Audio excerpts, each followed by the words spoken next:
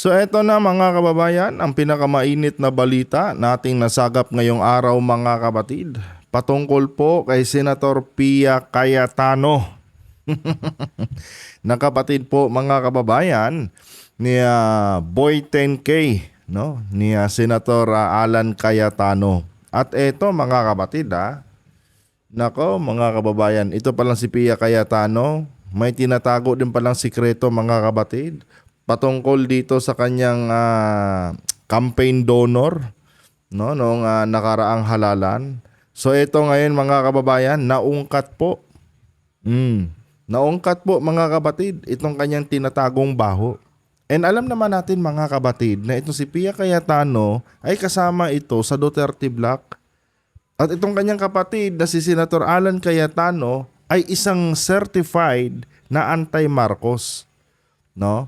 And sa palagay ko si Pia Cayetano ganun din, no? Kasi magkapatid sila ni Alan Cayetano eh. Hindi naman pwede na magkapatid sila tapos magkaiba sila, no, nang ipinaglalaban at pinapanindigan. Syempre mga kababayan, blood is thicker than water.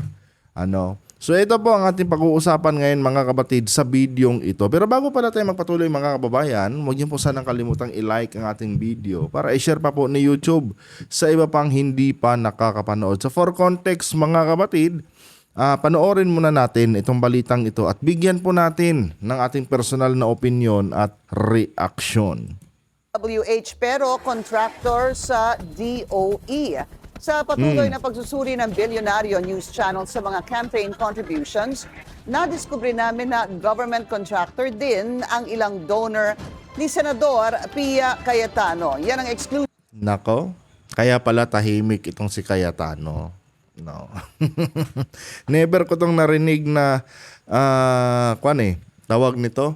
Never ko tong narinig na nangialam doon sa issue dati ni Escudero na kung saan yun na nga merong kontratistang tawag nito campaign donor. Kaya pala tahimik dahil isa din pala mga kababayan. May tinatago din pala, no?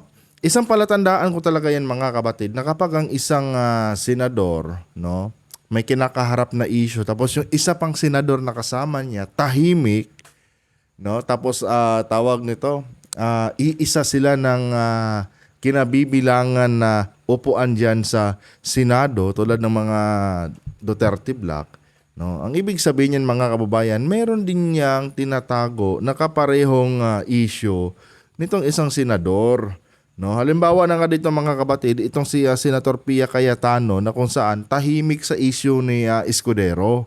Kasi pala mga kababayan, itong si Cayetano, ganun din.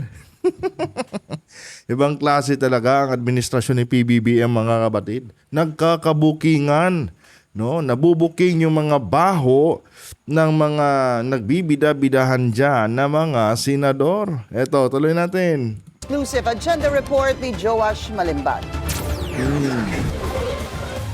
Kamakailan lang, inabswelto ng COMELEC Political Finance and Affairs Department sina Senator Cheese Escudero at campaign donor nito na si Lawrence Lubiano. Ibang klase din si Escudero, ano? Ibang klase talaga pag mayaman, mga kapatid. Huli na nga, naabswelto pa. Lubiano ang presidente ng Centerways Construction and Development Incorporated, na isa sa most favored firms ng DPWH ayon sa ulat ni Pangulong Bongbong Marcos. Bagaman umamin na nag-donate at tumanggap ng 30 million pesos, lusot sina Lubiano at Escudero sa naging desisyon ng COMELEC dahil wala raw sapat na ebidensyang nag-donate si Lubiano bilang kinatawan ng Centerways. Biruin nyo yan, walang sapat na ebidensya na nag-donate si Lubiano. Pero 'di ba mga kababayan, noong nagkaroon ng tri-committee hearing, umamin to. Ay nako, ibig sabihin ito ding si Cayetano, no? May tendency din na makalusot dito. Si Escudero nga na aminado aminado. Tumanggap ng tawag to ng pera sa isang kontraktor mga kapatid. Nakalusot. 'Di ba? Ito yung problema talaga sa sistema ng ating bansa mga kapatid. Kapag kadikit mo si ganito, kahit nasa ibang partido ka ng politika, basta may connection ka kay ganito, makakalusot ka. Oh. Kaya hindi ako masyadong believe sa mga politiko natin dito. No? Dahil halos lahat sila mga kapatid, may mga tinatagong baho eh. 'Di ba? No, tulad nila dito, kumpleto na ang ebidensya, umamin na. No? Umamin na si Escudero. Oh, ito umamin din 'to. Pero kulang ang ebidensya, mga kababayan. Seryoso ba 'to? Oh. And I think itong si Chairman Garcia, ewan ko lang pero kung ako kasi tatanungin, mga kapatid, nakukulangan ako sa kanyang performance eh. Oh. Nakukulangan ako. Kasi biruin mo, umamin na si Escudero na may campaign donor siyang contractor. Pero mga kababayan, no, na-dismiss. Oh. Ibig sabihin, hindi ganun kahigpit itong si Chairman Garcia. 'Di ba? Ganun lang kasimple intindihin 'to eh. Tsaka mga kapatid, hindi ba insulto ito sa atin? Oh, abang ng abang tayo sa mga progress, no? Inaasahan natin na mapapanagot yung mga lumalabag sa batas natin, pero mga kababayan, no? Kumbaga, nagiging expectation versus reality na ang nangyayari sa ating bansa ngayon. Ewan ko ba, mga kapatid. Itong si Pia Cayetano, may tsansa din to na makalusot, mga kababayan. Ay, nako. Bagkus, sinabing galing ang contribution sa personal capacity ni Lubiano. Sa ilalim ng Omnibus Election Code Section 95, nakalista ang mga tinatawag na prohibited contributions. Hindi lang ito nakakulong sa DPWH contractors. Kabilang din dito ang mga contractor sa anumang ahensya ng pamahalaan at mga personalidad na nagsasagawa ng natural resources exploitation sa bansa tulad ng pagmimina. Sa patuloy na pagsisiyasat ng Billionaire News Channel, nadiskubre naming isa sa mga nagpondo ng kampanya ni Senator Pia Cayetano noong 2025 elections, may mataas na posisyon sa ilang kumpanyang matagal nang kumukubra ng mga kontrata sa pamahalaan.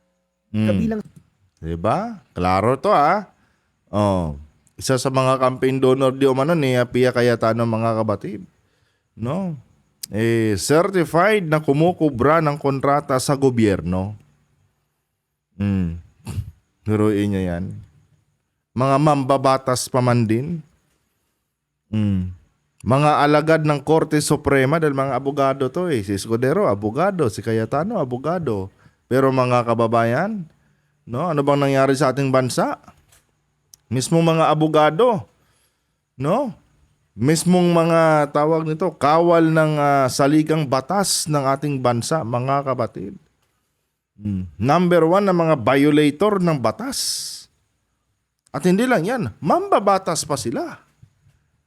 Oh. Kaya minsan masasabi mong napaka-unfair talaga ng batas natin dito sa Pilipinas.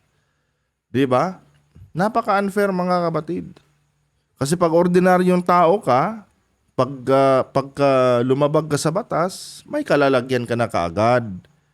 Pero pag mga elite ka, o kung elite kang klaseng tao tulad nitong mga ito, no, Cayetano, Marcoleta, Escudero, klaro na nga ang ebidensya, nakakalusot pa. Oh, alam nilang laruin ng batas eh. 'Di ba? Kaya mga kabatid, kung tutuusin, napakaganda po talaga ng nangyari kay former President Duterte. No, na kung saan sa ibang bansa siya nilitis. Kasi kung dito lang talaga sa Pilipinas, mga kababayan, walang patutunguhan, walang hustisya na makukuha, no? Yung mga biktima ng kanyang tukhang. Bakit kamo? Malakas ang impluwensya ni Digong sa ating justice system. At itong mga to, itong sila Pia Cayetano, isa sila sa patunay, mga kabatid. No? Si Escudero. Aminado na tumanggap ng pera galing sa kontraktor. Nilaro lang yung kaso, quits. Di ba?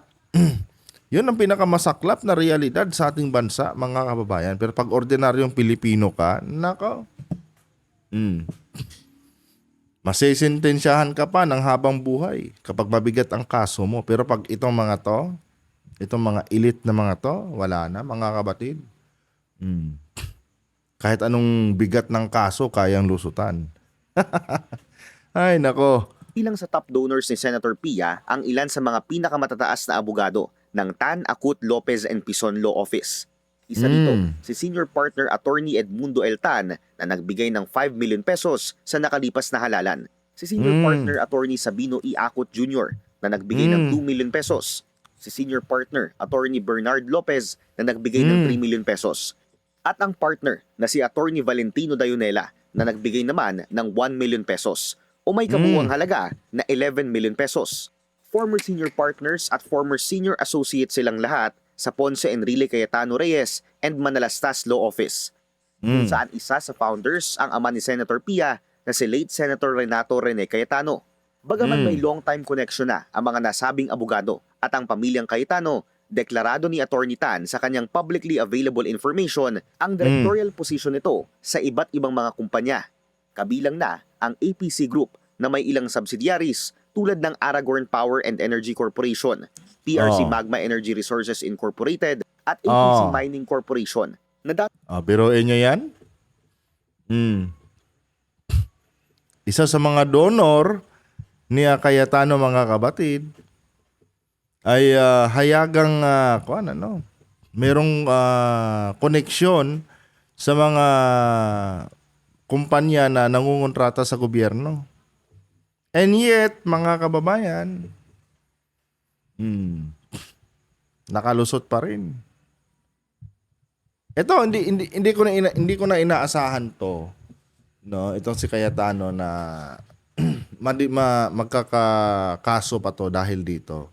Wala, mga kabatid. Wala tayong aasahang ganun dahil alam na natin eh.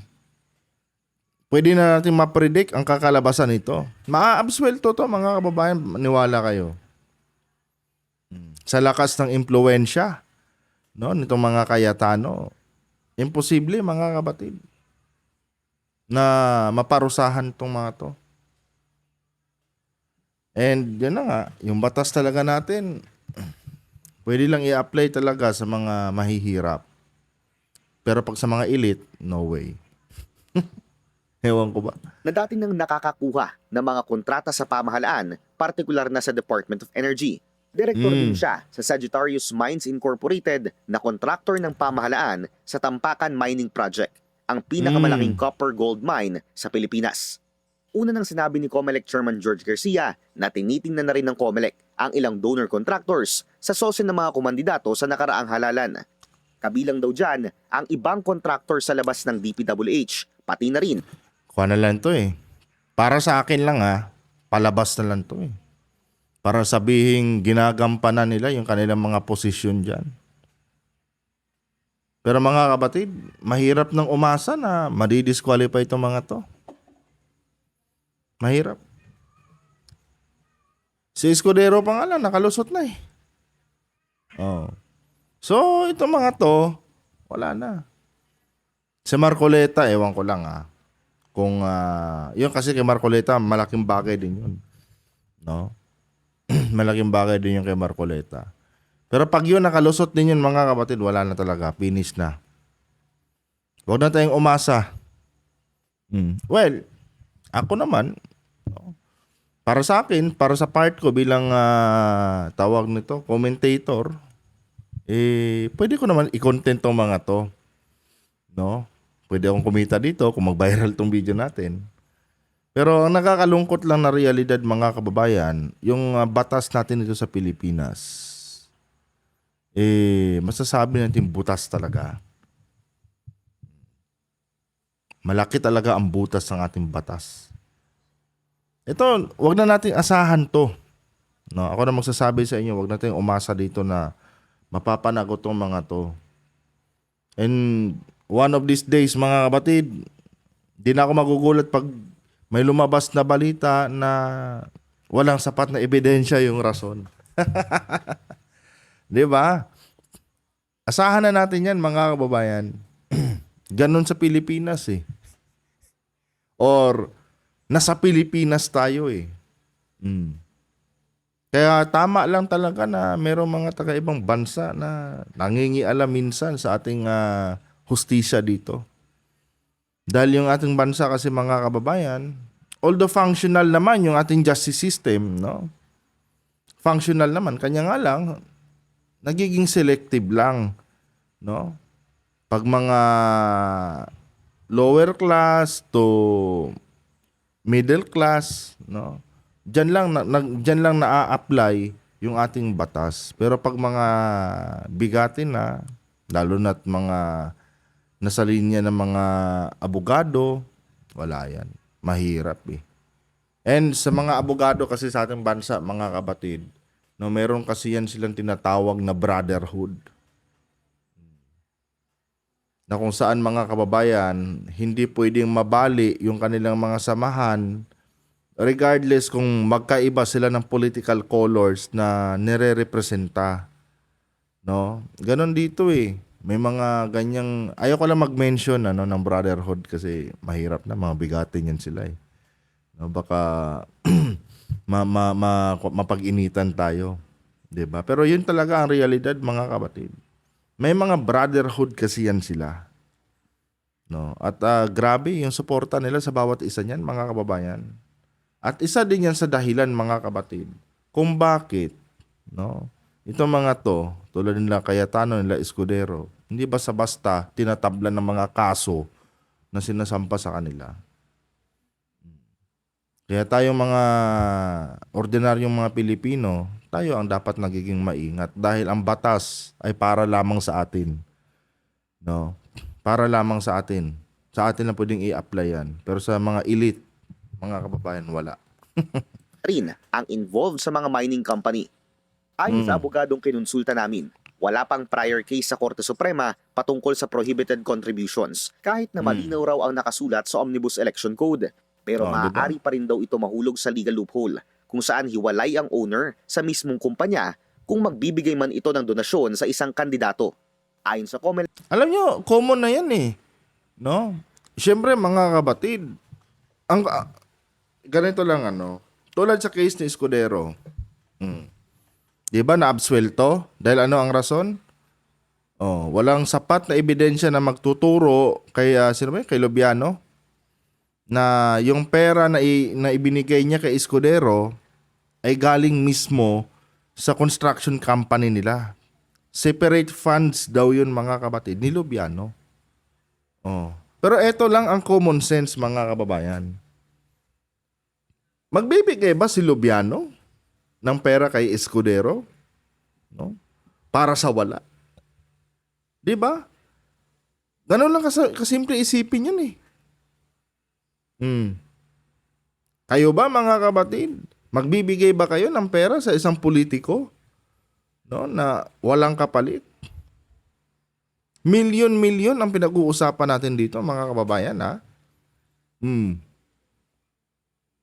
Tapos, coincidence lang ba na contractor, no, itong campaign donor ni Escudero? Di ba hindi? Klaro, mga kapatid eh. Kanya nga lang, wala eh. Alam nilang laruin ang batas, kaya nakakalusot sila. Kahit grade 1 nga siguro, mga kababayan, maiintindihan to eh. No, itong issue ni Escudero.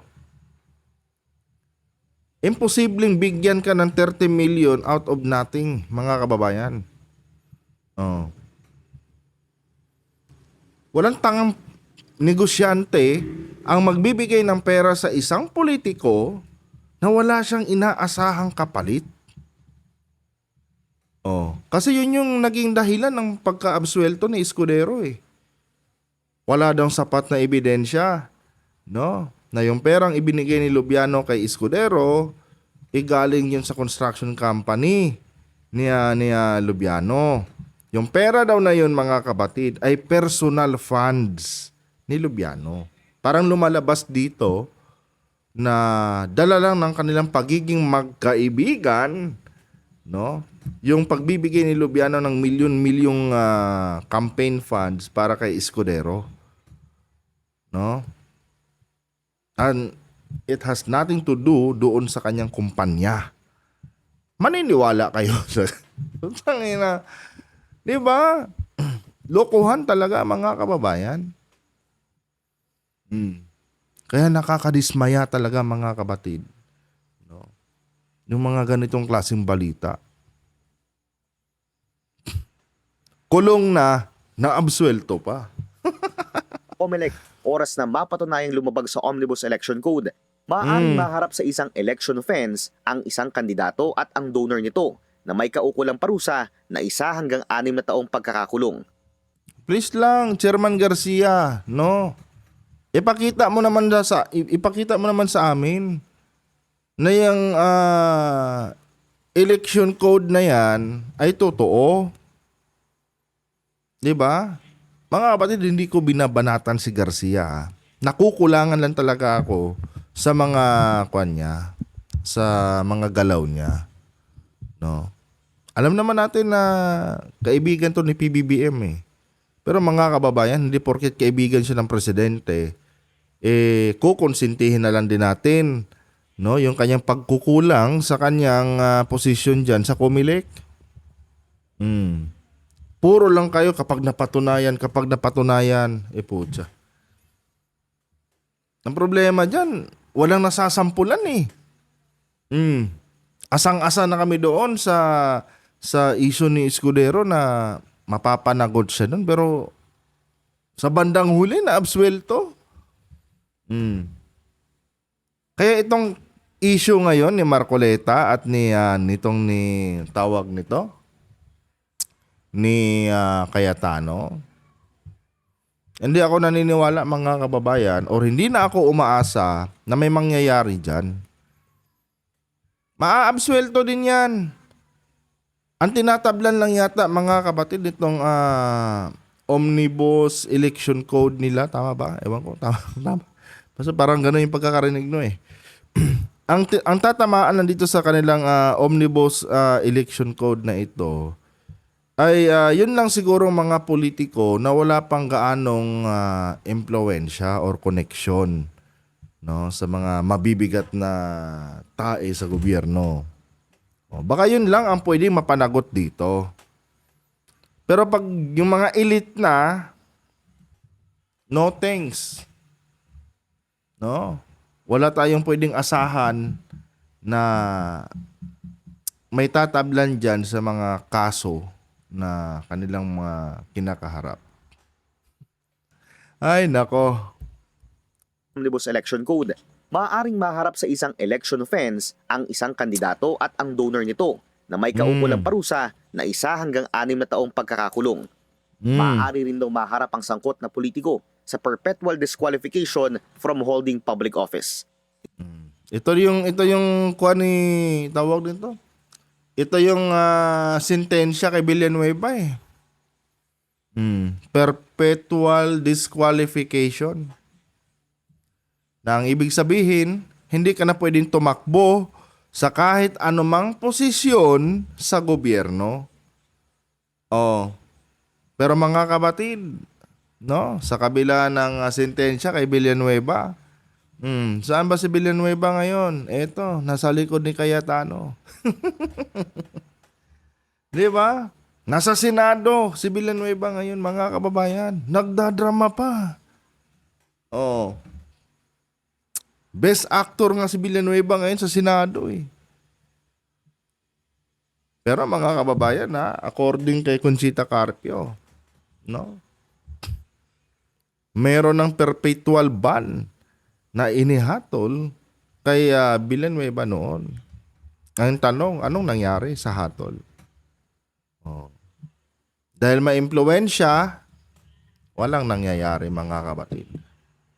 Awawang Pilipinas. Ang sangkot na politiko sa perpetual disqualification from holding Perpetual disqualification pala. Ewan ko kung perpetual ban ba yon. Perpetual disqualification pala yata yung tamang term. gumagawa ko ng sarili kong term, no? public office. Ilang beses namin sinubukang kunin ang panig ni Senator Pia Cayetano bago i-ere ang ulat na ito, pero hindi siya tumugon sa aming mga mensahe. Siyempre, mga kabatid, no? Pag-iisipan muna nila kung ano yung dapat isagot. Oh. Pero ganun pa man, kudos pa rin sa Bilyonaryo News Channel. Alam nyo, napakagaling ng researcher talaga mga kababayan nitong media na ito. Biruin nyo, naungkat pa nila itong mga issue na to. Oh. Kaya nga lang, kahit anong galing nila, kung yung ating mga tawag nito, yung mga nagpapatupad ng batas ay hindi naman ganun kagaling, wala pa rin. Walang mangyayari mga kapatid. Ewan ko ba? Sumulat din kami sa opisina ni Attorney Tan, pero wala pa rin itong sagot sa kasalukuyan. Para sa agenda, Diba? Ang gagaling ng ating mga politiko, mga kababayan. Anyway, mga kapatid, medyo pagod lang ako ngayong araw, mga kababayan, dahil, ewan ko ba, hindi ko maintindihan yung pakiramdam ko. Kaya medyo low yung energy natin. Pero ganun pa man, no? Sana magbago na ang sistema ng ating bansa.